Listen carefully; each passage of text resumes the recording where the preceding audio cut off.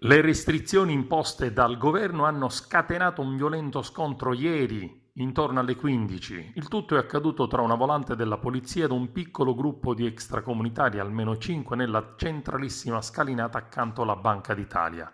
I giovani, invitati dagli agenti a ritornare a casa per il divieto imposto, hanno iniziato ad urlare contro i due poliziotti, giustificando l'uscita per comprare da mangiare.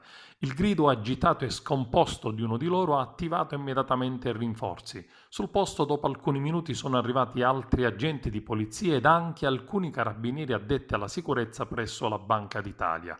3 degli stranieri, probabilmente nigeriani o gambiani, hanno preferito allontanarsi scendendo la scala, filmando la scena con il loro smartphone, mentre 2 di loro continuavano a gridare contro le forze di polizia che con educazione e freddezza li invitava a rientrare rispettando la legge.